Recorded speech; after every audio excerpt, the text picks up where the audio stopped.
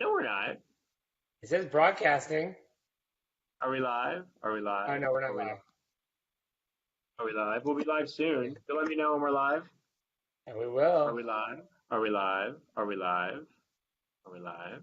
Oh, did you click it? We'll, yes, we'll see if it lets us go live. Oh, Are we we could be live? live. Yeah, we're live. We're live. Sam is We're live. back. All I'll right. share it to my So, timeline now. all right. Thank you. Hey, everybody. If it's 2:05 Eastern, it must be Ask the Agents. My name is William Bowles. I'm a licensed associate real estate broker with the Corcoran Group in New York City. And I am here with Samuel Austin Hoffman, a real estate salesperson, and he's in Houston, Texas today, as he is every day now. And we can talk more about that. And we're starting a little late today, but we're here and we're live. And if you're joining us, give us a shout out and let us know that you're there. And got fun stuff planned today. And thanks again to my to awesome real estate agent and friend. What's that, Sam? Did you say something? No, I was playing the clip to open up my usual stuff here. All right. Don't All right. mind me. Sorry. Yeah. Anyway, thanks to Doreen Courtwright for filling in for Sam last week. It was a last minute call, and she did a great job. And thank you. And here we are, and we're back. So, Sam, what's happening? Nothing much. It is Tuesday, 2 p.m. Eastern, 1 p.m. Central. Lots to talk about. I want to give a shout out. I want to give a shout out to Alan Pfeiffer, who just joined. Thank you, Alan, for joining. I haven't seen you on here before, Alan, so I'm going to say, hey, Alan. All right. Alan, anyway, keep going, Sam. And that's it. We got some cool stuff to talk about today. It is, I guess, is it fall officially, or I don't know when that actually. It is fall on the calendar, and I will tell you, it is fall in New York City. It's fall here too. You know, it's 59 degrees here. Ooh, that's cold for where you are in Houston. And so let's see, what can we talk about? All right, so, I guess we should talk about real estate first, right? Let's get that out of the way first. Let's talk about the important stuff first. Although I will say, not participating in last week's video, but watching it, it was very real estate centered. Great information. If those of you who did not catch the show last week, as William said, the wonderful and fabulous real estate mother to me, I guess William's cohort as well, Doreen Courtwright, killed it and knocked it out of the park. A lot of great real estate information there. I know we talk about real estate a lot, obviously, because it is at the end of the day, it's a real estate, I guess, broadcast. But y'all really hit some great subjects and topics last week. So if you didn't catch it, I highly suggest you guys go back and catch that. Well, and you know what was nice? I mean, we talked about real estate pretty much for 30 minutes, but we talked about the market a lot. It was nice having a different voice because, Sam and I have been talking for over 2 years now about, on a weekly basis, what's going on with New York real estate. And then, we'll take it to other types of things like design topics and things. So it was really nice to get a completely different take.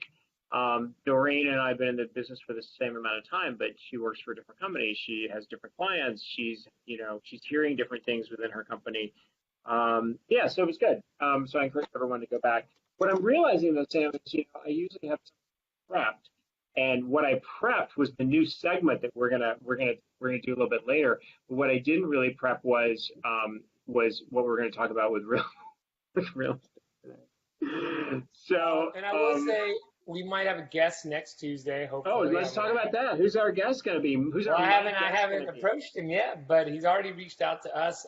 The agent in Toronto, Daniel Milstein, asked us a couple weeks ago to be on the show. And, I'm asking him now, and I'll shoot him an email later to join us. But that'll be an interesting take, not only to the different market, but it's a different country. And to hear about Toronto, what are you laughing at? Canada is a different country. It's a different country. Yeah. I'm actually headed to a different country tomorrow. I'm headed to Mexico City, Mexico, for a wedding. Oh, you got a wedding. That's right. Right. One of my dear family friends is getting married, and it's such an interesting wedding. Because it is, I guess, and that's how it's kind of like a Mexico like vibe, but it's like a 3 to 4 day wedding. The Mm. wedding's actually on Friday night. Rehearsal dinner's on Thursday night, but there's events on Wednesday, Thursday, Friday, Saturday during the day. These weddings you go to, like all the rich people, Sam. Like Oh, most people, well, like people like me go to the Justice of the Peace City Hall, right? And then there's people that like, well, so they're gonna have a nice wedding, so they'll have like a wedding, an event, and then maybe nicer, and they'll do like a Friday night event, so you have a 2 night event. You go to like 5 and 6 day events. no. That's a rarity. This is honestly it might be my first or second. That's like multiple days. Even my wedding was a normal wedding. Friday rehearsals, dinner, Saturday wedding, There was Sunday nothing goodbye. normal about your wedding. Let's just start with that. It was a beautiful But wedding. According to the oh, man. feature film, it was a beautiful wedding. I But haven't even, you know what? I have a hard drive somewhere around here that has well, probably 500 gigs of photos and I'm videos sure. and my in-laws and my own parent and my family and friends are all waiting to see photos and videos. Well, But, you know, you need to get on that, mister. but getting married, moving, starting new stuff and careers, it's taken precedent. Um, yeah, so, but there'll be lots of videos to come. You know what's crazy is that we've talked about it before, but it's my favorite time of year, Me Halloween too. and just the fall, Me and too. as you are. But I feel like I've done nothing for it. Like I have one pumpkin. I have one pumpkin, and that's about it. I've really Dude, done you nothing. got to step it up. It's October 16th. You got to I step it know, up. and I feel like this year might be taking a back seat. You know, it's always it's funny because it's always my wife's birthday on Halloween. Some people say it's fate. I say it's the worst luck ever.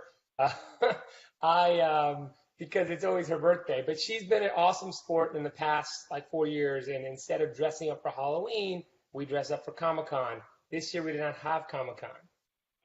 We are going to a a charity gala the weekend before Halloween that the theme is Day of the Dead.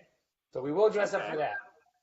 All right. But no, I just feel like Dia de los it's a, Muertos. Yes. there you go. And this wedding actually is in Mexico City around that time, so I'm very excited for that. But other than that, no, I feel like this year has been very light. Usually I have my decorations out, fog machines ready. I'm at it galore. I watch, Halloween movies. Hocus Pocus is up there. I'm sorry, I'm a child at Oh, heart. man. It is a Yes, you classic. are. It is a Yes, you classic. But are. anyways, I just feel like I want to mention that because it's just taking a back seat. All right. Um, Well, that's I okay. digress. What? Let's talk That's about real estate. well. So I actually came up with something, and then of course I lost it on my phone. So just give me a second. No, while you're looking at that, I I'll had just a say nice little segment we were going to go into on my. All right, here we go. Planning to sell, think like a buyer. Here we go. Okay, so it's basically like it's important to get into the mind of your buyer when you're putting your seller hat on. Obviously, your agent's going to help you with this, but here's a couple of tips. So, as you do a walkthrough of your home's interior and exterior, so in this case, be honest and objective. What's the first impression of your home? So that's why it's really good, by the way, to have an agent come over when you're thinking of selling because we're walking in and we have the eyes like your buyer will have. So we're going to think when we walk in. But basically, Mhm. you want to do that walkthrough and just saying, answer the question to someone who's never seen the home before instead of as the homeowner. Write a few words or phrases that describe your home, such as classic, homey, well lit, etc. What are the home's best features? Note the features that stand out. It's interesting. This whole thing is written as the exterior, so I'm having to sort of think on the fly a little bit. So walk through what are the features that stand out? Is it the kitchen? Is the finishes the kitchen? Are there things that maybe you want to do small updates on? Those are decisions you can make before you list your home. Which features should be minimized or improved? So I sort of led into that a little bit. By minimize, some of the examples, and again, what reading is giving like of outdoor space. But here's a tip that I usually get people to focus on. In the city, we have small apartments and small kitchens. Often, people often use the top of their refrigerator to store cereal boxes or whatever, right? What that Yeah, does I do. subliminally to the person that's walking through is says, well, you don't have enough storage space for your stuff or your pantry. So you want to clear those surfaces away. Yeah, and so those are sort of my think like a buyer tips for the week. since we needed to talk about real estate a little bit. Sam, any comments on those?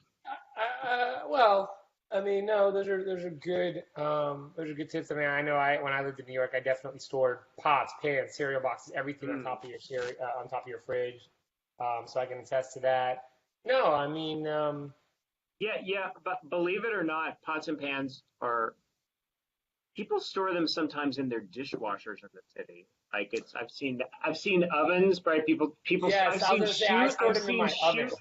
I've seen shoes in ovens. Well, I've so seen okay, single I've never ladies seen store their that shoes because in I cook in ovens. my Yeah, oven, but maybe for people that don't use the oven that often, I because will most say people that in it the was city don't. aggravating that I would put pots or skillets or pans, whatever, in the oven, and then I would forget, and then go to preheat the oven, and then I was like, oh damn, now everything in Yeah, there is like burning hot and yeah. whatnot. No, but it is the fall market now officially. I always feel like it is a good time for the most part. I like fall and spring are obviously my favorites. What about any? I mean, I know we touched on a lot last week, and obviously that was a Do great you real want a estate market team. update? Is that what you want? No, I was just trying to think of last week's episode. I should have rewatched it right before this, because Wait, I had wait. a couple I have comments. speaking of market updates. I have live breaking news for you, my friend. Our listing that we have together has an accepted offer, and I'll talk to you about the details offline. We're online Wait, now. I'll talk to you about the wait, details oh, offline. did you just I drop know. that bomb right there? I was so busy yesterday. You don't understand how busy I was. I had a couple of Oh, poor William, the busy real estate agent. so I feel so so bad for William right now. surprise. We have an accepted offer, which is awesome. That's awesome. That's We're great very breaking happy for our news. clients. We're very happy for our clients, and Candace and Joel, awesome. we're in that verbal offer acceptance phase, which in New York City means that the parties have verbally agreed to everything. The contracts are going out. The attorneys are reviewing everything, When it's a signed and contract, then we celebrate. exactly. That is the That's truth. always the stage. I mean, look, verbal, no, don't get me wrong. Accepted offers verbally are great. That signed contract is really when you go, yes. And then when Yeah. it closes and you get the check, you go, Yes. accepted offer Will is you more will like, you do that when it closes? accepted offer is more like, job. It's So like stages. It's stages. so So that's your yes, market up. That's your market update. The other thing is, I do think that the market has picked up a bit. I think that I think what's happening is that buyers are now moving off the fence a little bit because they see that prices have moved down. They feel more comfortable around that. They can go out and get a deal. I think, quite honestly, I think that they're a little concerned that mortgage rates are going to continue to go up, which they are. They certainly appear to be.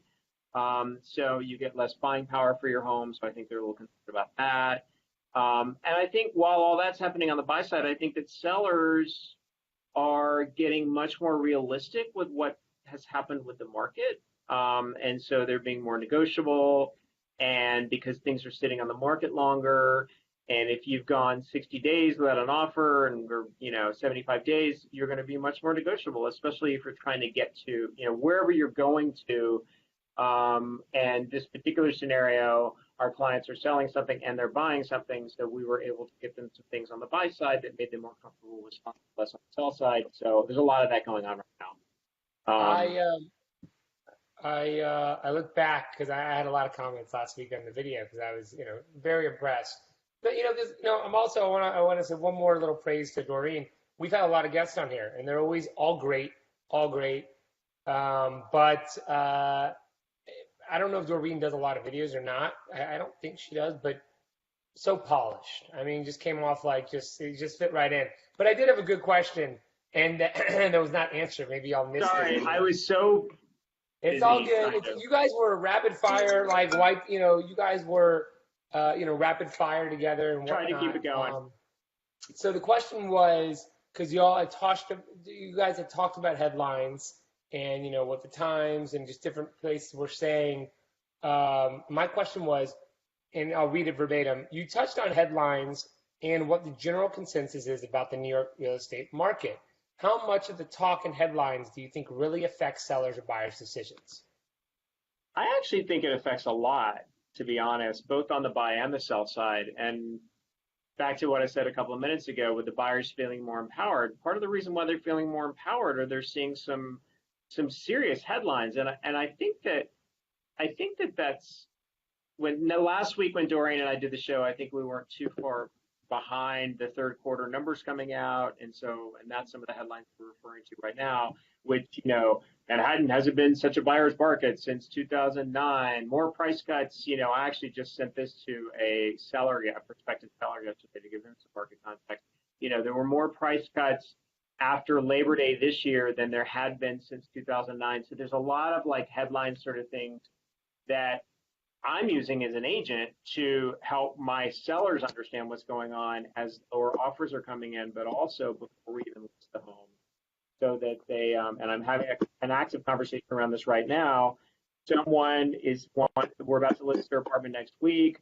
Their neighbor, which is a similar apartment, sold for a certain number, and it was negotiated in the spring, and I'm trying to get them to understand we may get less than that. But more importantly, we're going to get what the market gives us. And if you overprice, you're going to be one of these sellers that sits and sits and sits. You're going to get frustrated. You're going to get frustrated with me and my team and saying, what's wrong? Why haven't you sold it?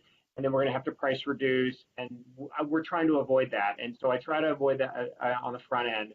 So I use these headlines, that's the question, to do that. And then the buyers, they're feeling like that it's their time to go out and get their deal because the headlines are telling them. So working on both sides. You need to ready, I think that's one of our number one jobs is we need to manage expectations, that you always say, but you need to be realistic with your sellers and buyers. I guess more sellers geared most of the time, or it's both, but it's not like we're choosing for their property to be reduced in price. We're choosing for them to get less money than they're worth. Like you said, the market dictates. And that's something we always go back to when talking about price and whatnot. It isn't we want to sell. I mean, look, let's be real. We make more money if we sell for more money. So it's obviously against us to reduce the price every time or to list at a lower price. But at the same time, we want you to be able to move on. Obviously, if you're listing to sell, if you're wanting to sell your apartment or home, whatever, you're doing it for a reason. You're doing it because you're ready to go, one of a billion reasons, top being you need more space, you're moving somewhere else, moving outside the city or whatnot. But we just want you to be able to sell. And to do that, we look at the market, we look at what's going on, and that is why you pay us, and that is why it is such a great idea to have us, because we see what's going on out there every single day. So I'm sorry, and just going back to what I said, you do believe that sellers and buyers are, in fact, reading and looking at these headlines? Yes. Whether it be okay. Yes, and if they have an agent working with them, I guarantee the agent's talking to them about it, especially the sellers. Of course. Especially the sellers. I think we're showing a lot of value with our jobs and what we do, and value we're bringing to the table is getting these negotiations together and getting everyone to understand. We all got the same goal here. We want to get to an accepted offer, to get us to a contract, to get us to a closing table.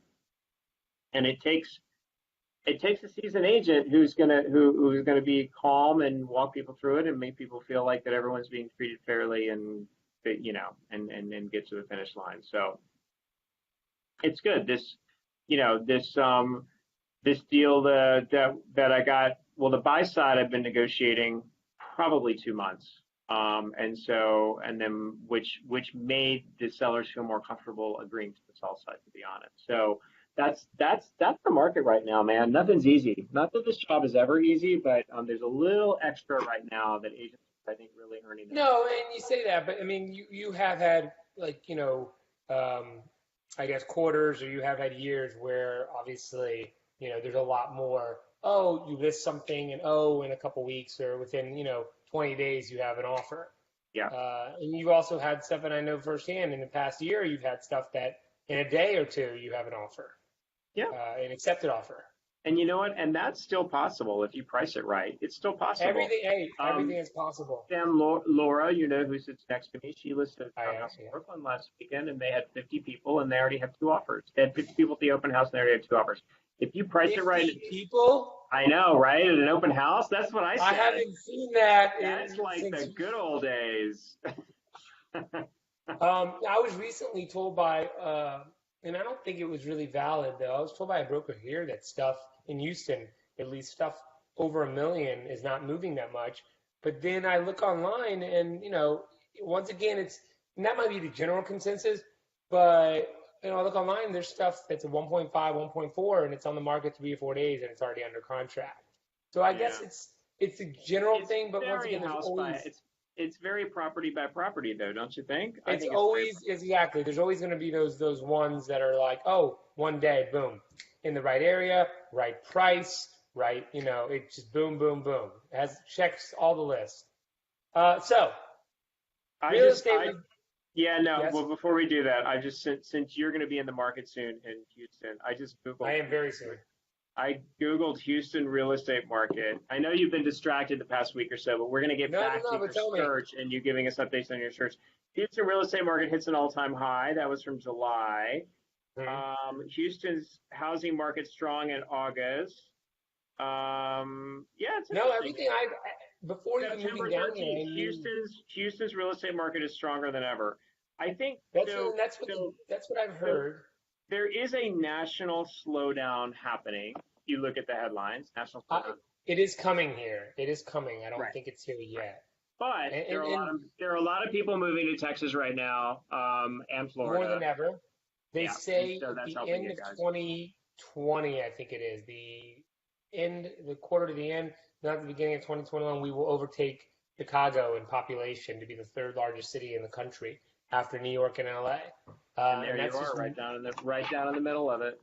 because, yeah, because everyone is moving here because cost of living, job opportunities, just so much. And Austin, I mean, Austin's become like just literally a hub of the whole country.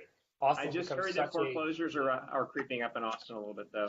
Austin, I wow. think Austin had one of those run-ups, depending on what the property is, where I think affordability is a much bigger problem in Austin than it is in Houston, depending on where. Oh, I mean, Austin's a lot of areas in Austin are very expensive for what they are compared to these other places. So I had this, Anyways, I was gonna yes, say I had this great idea, and I texted Sam yesterday morning. I was at the gym listening to my podcast, and I was like, I have the greatest idea, Sam. We're gonna do a new segment. So we're kicking let's off do the new it. segment. We're kicking off the new segment this week. This is where we're gonna end the show. Each week, either Sam or I will present 3 things that we learned this week. So my 3 things that I learned are around podcasts. And Sam, you can do whatever you like. It can be podcast. I know you're not a podcaster, but and I got the idea because I was listening to one, and I'm like, I didn't know that, and then it sort of took me to that place. Anyway, because I'm always trying to think a little bit different. I'm going to give you 3 things that I learned. Number one, every 28 seconds, someone defaults on their student debt. So I was listening to, and I highly recommend it's a 20-minute listen to a show called Planet Money. It's an NPR show, and they were talking about the history of student loan debt. I learned also in that show that the U.S. government took over as the bank that's basically lending people their student loans after the financial crisis of 08, 09. There is now a specific department within the Department of Education who manages, who holds these loans. So that's every 28 seconds. The default that's happening is against the government. It's a really crazy story that not a lot of people are talking about. And I've been hearing for a couple of years what will cause the next something in the economy is going to be triggered by the tremendous amount of student debt default. So I found that particular thing very interesting. And again, every 28 seconds, someone defaults on their student debt. Okay. Number 2, another podcast that I actually found this morning, and it just was released. So the Boston Globe has this group of reporters, and they're called the Spotlight Group, and they're the ones that went really deep and did the stories about the Catholic Church and all of that horrible stuff. Amazing So, but what they've just released, they've done a whole thing on Aaron Hernandez, who played for the University of Florida, and then he played for the New England Patriots. He had a really terrible downward spiral.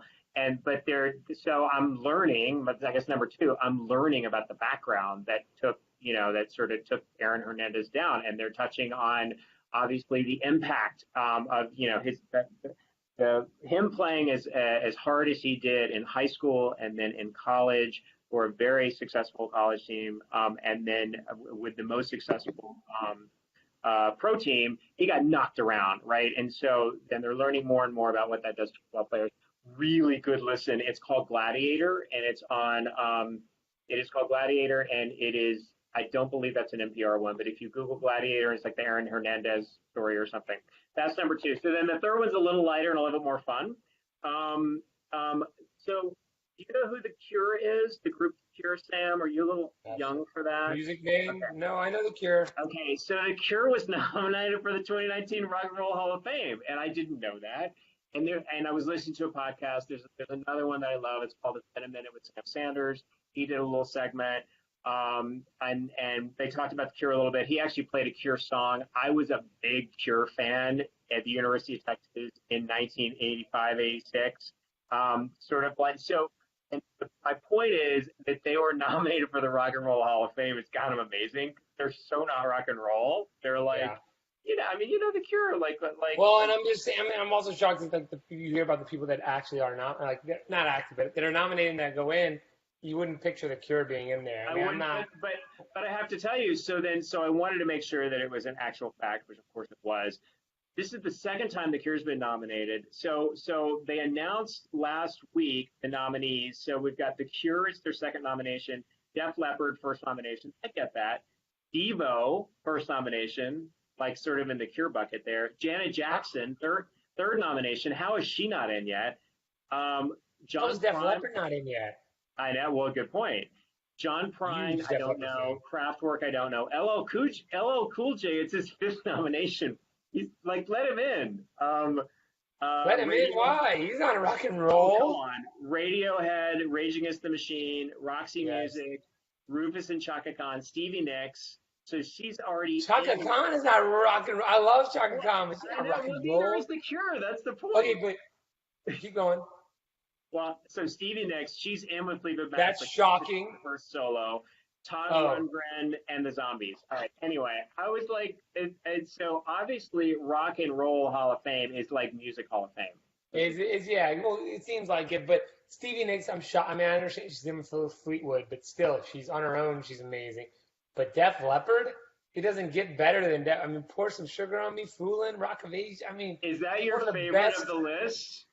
Would that be your vote if you could only vote for? Oh, absolutely. For rock, if you're staying a rock and roll, Def Leppard's up there with Aerosmith, AC/DC, Beatles. Staying in rock and roll. So of the list, I think the one who should be in is, of talent. Janet Jackson is my vote for talent. Come on. Well, okay. Of course she's up there. By the way, a friend of mine and a friend of the show who was watching earlier, Althea Johnson, went to see Janet Jackson in concert a week and a half ago, and she said it was amazing. So there you go. I mean, come on, any Jackson's going to be amazing performing. All right, to wrap up this show, we've already talked about. That's the new segment. Can I also just say the Texas Longhorns are ranked number 7. I was about to say you are 6-1. 4 overall. I mean, 4-0 in the division. Bye week, so we're not going to lose this week. Incredible. I will also say that the Texans, I don't know how, pulled off another 3rd win in a row. Would have been historic. It was about to go to overtime. But more importantly, in less than 3 hours, my Astros take the mound at 1-1 in Houston. I would be going to the game if I was not leaving tomorrow afternoon.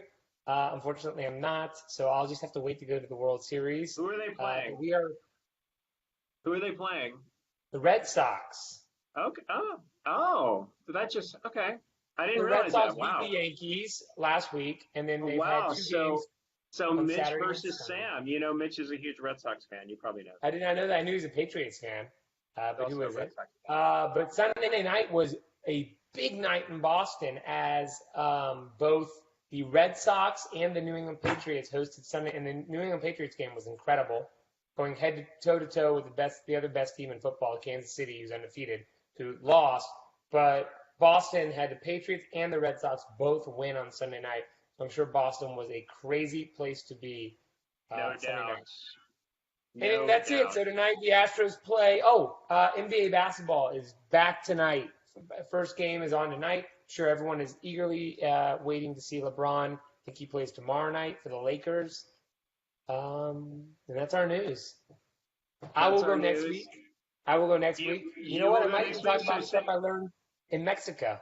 Oh, that would be an amazing segment. 3 things you learned in Mexico. I love Mexico. it. I've never been to Mexico City. I'm very excited to go. Wedding. Three things you learned at the 5-day wedding in Mexico City. It's actually it is 5 days, but we're not going to get there till Wednesday night because of work. So, but my parents went today, so it is a 5-day thing. It is a Wednesday, Thursday, Friday, Saturday. We look forward to that next week. Hope everyone's keeps watching, and hopefully we'll have a guest Tuesday, and we'll have another new segment thing. I'm going back to one last thing. You mentioned podcast. I keep my word, and I said by the end of the year, this show will be a podcast. So all right, let's do it. 2.5 months left-ish, give or take. Yeah, it will be done. 10 weeks left. We will have a podcast, Ask the Agents, and it'll skyrocket. Have a great week, everyone. See y'all Tuesday, 2 p.m. Eastern. Like, love, share, and keep following.